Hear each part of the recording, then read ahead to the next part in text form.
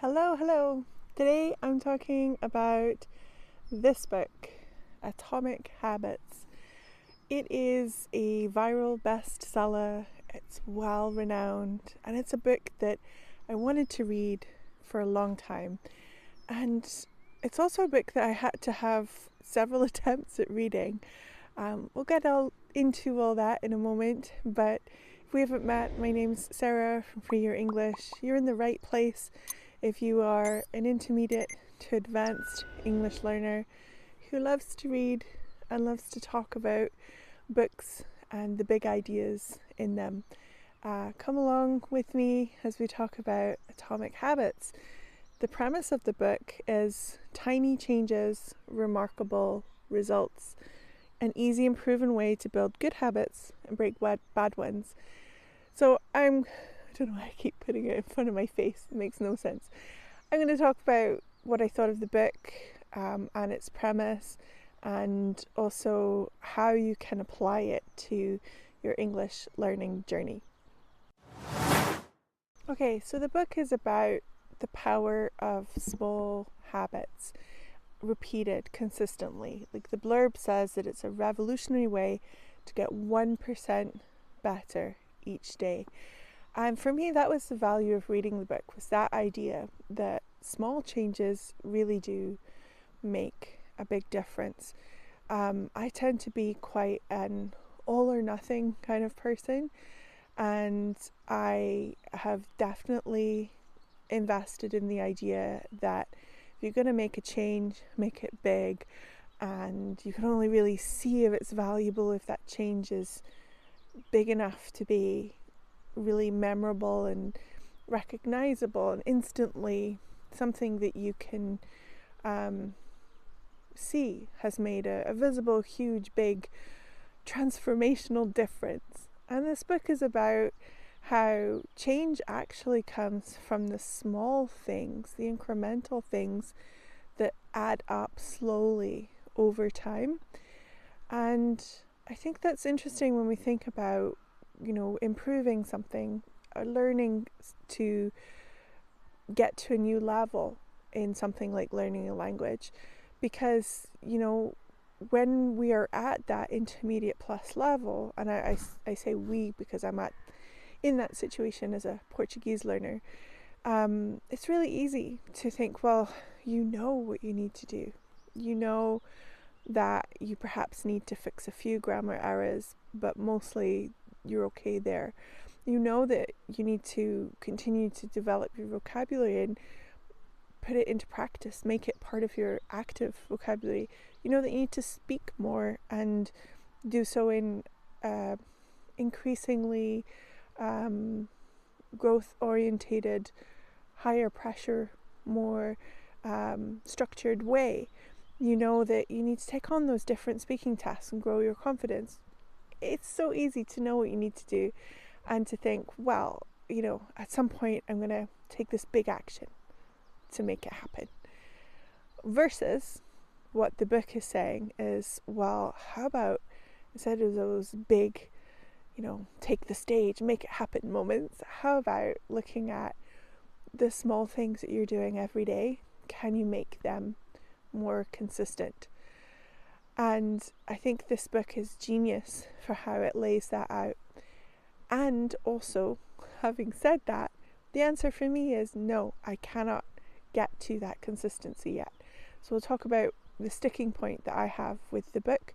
But on the whole, I think it's really amazing at laying that groundwork of understanding as to how do you actually set good habits, how do you make them sticky. And one of the first things to do is to be aware of what your habits are, whether they are good or bad, what's actually going on. And that's trickier than it sounds, because when an action gets repeated, it very quickly becomes a habit. You might have heard this little anecdote before, so apologies if you have, but I always think about how easy it is to fall into bad habits from an experience I had in Vancouver when I was a classroom teacher. And I fell into a bad habit without any awareness that it had happened, and it had become a really solid morning routine. It had become a very entrenched habit without me being aware of it. And it was shocking to me the day that I became aware of it. So what happened was I had a big commute. I had an hour-long commute, both like each way. So an hour to the school and an hour back. So my morning routine, I had to have that down. I had to really have a solid morning routine, because you didn't know, the variables that would come with traffic and so on.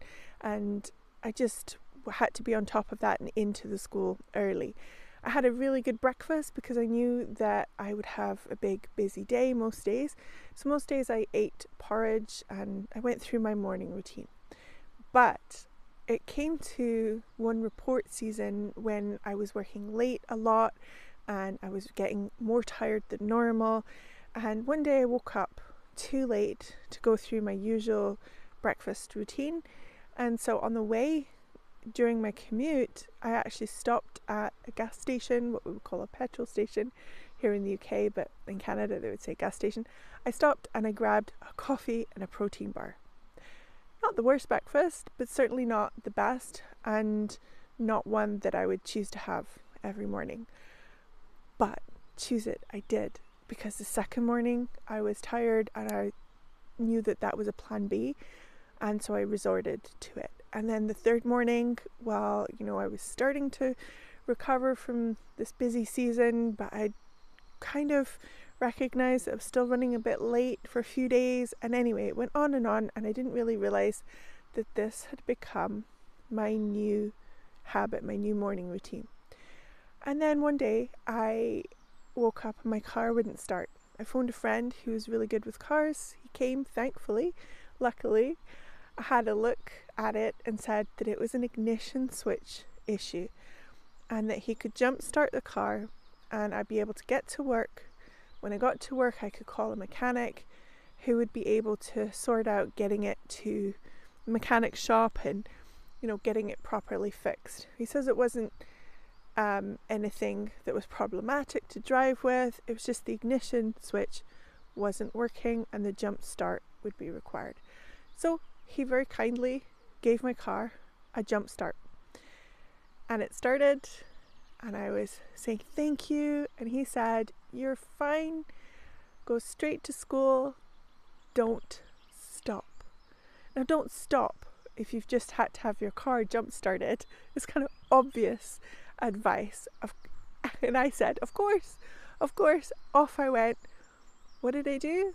I stopped at that gas station.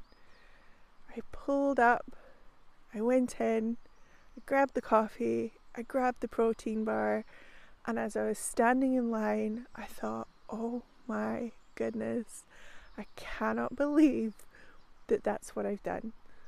Now, I was lucky, I managed to get a second jump start, and at the end of the day I got my car fixed and it was all good, but that really stuck with me, the idiocy of that moment of standing in the queue and realizing, this is my morning routine. This is my habit that is so entrenched that I automatically did it, even though it was against my own best interests in that moment, and it caused a lot of embarrassment. I just was on autopilot. So I think about that a lot when I think about habits, how easy it is for our habits to become entrenched, as in very stuck and grounded in our life. And that can be a very positive thing if we are intentional about our habits and we examine them and we are honest with ourselves. But it can also be a very negative thing if we fall into these habits that just don't serve us, and then we're not honest about what our habits are and we're on autopilot. So there's a benefit to looking at our habits, being honest with ourselves, and then being intentional about which habits we want to have stick in our lives.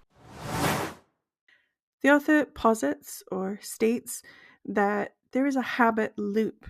Basically, the idea that every habit follows the same 4 stages of cue, craving, response, and reward. And knowing that and working with that can be beneficial. The cue is what triggers the behavior, and that could be a positive or negative trigger.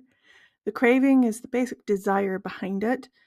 The response is the action itself, and the reward is what makes you want to repeat it. The book also talks about 4 laws of behavior change. So basically, from the loop, the author gives 4 ways to really make that habit solid. First one, law number 1, make it obvious. The second one, make it attractive. The third one, make it easy.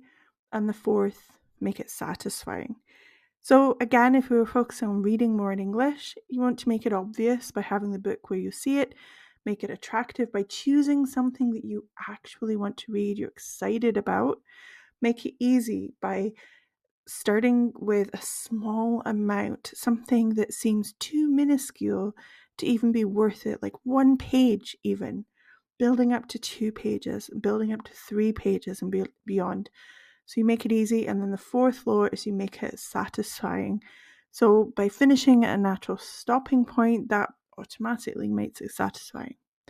So the point is that you're not forcing yourself through discipline, you're using these behavior laws to make the habit easier to repeat. Another thing that makes habits easier to repeat is habit stacking, which is the idea that you attach a habit to something that you already do. So, for example, instead of setting a goal like, I'll practice English every day, you attach that action of practicing English to something that you already do, like brushing your teeth. So after you brush your teeth at night, you will immediately go and read 2 pages, or you will speak for a minute, or whatever it is. Or another habit that is part of your routine that you could stack on might be something like having your morning coffee. So the moment that you've had your morning coffee, you do this small repeatable habit so that you are reminded by your current habit what your new habit is, and you're creating a system where one stacks upon the other, one flows onto the other. Okay, so I said that there are some sticking points with me with this book, and I would say that I would highly recommend this book for anyone who wants to work on creating amazing habits in their lives, but with a caveat. And the caveat is that if you are neurodivergent in any way, then you do need to take some of the advice with a pinch of salt. You do need to look at it and adapt. I would love to be a consistent, never miss a day. If I do miss a day, it's only one day and I immediately pick up with things type of person. But when you are dealing with different ways of operating in the world, success that is highly unique to a different nervous system, then I think you need a different, not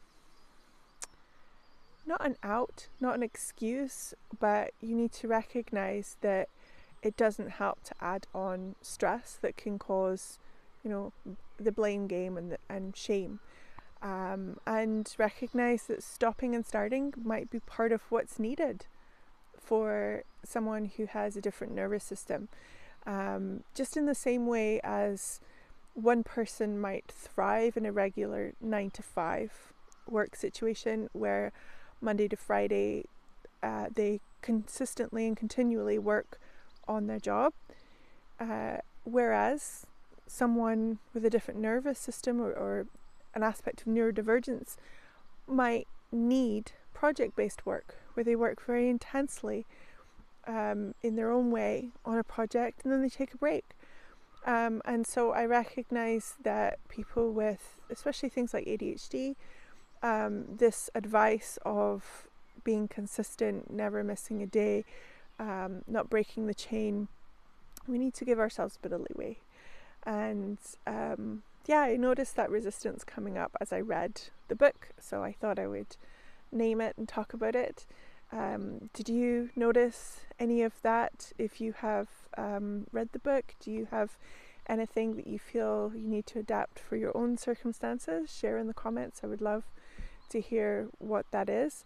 I think it's always good to take expert opinion and then allow ourselves to feel into what we need as well, not discount our own lived experience and our own personal expertise. It's a balancing act, isn't it? Kind of balancing both. Last thing I'll say is that it did take me a few tries to actually get through reading the book, and I was surprised about that because I'd been so looking forward to reading it. I think partly it might be that resistance that I've talked about to how I would apply some of the things to my own personal preferences, experiences, ways of operating in the world. But also I think it's just a genre preference. Sometimes I do struggle a bit to get through personal development style books. I do prefer literature and more story driven texts, and I think that is what got me really into it as well eventually, is that once I got through some of the more scientific, drier parts, I really did find that they were amazing, really riveting stories that backed up the points, and I really enjoyed that. So yeah, I don't know what my deal was, why I struggled to get through it. Other folks I've talked to have not had that experience. I think it's just a personal thing. But if you've read it, tell me in the comments, was it one of those page turners for you? Or were you like me and you were interested but found it a little bit hard to get through? Bye.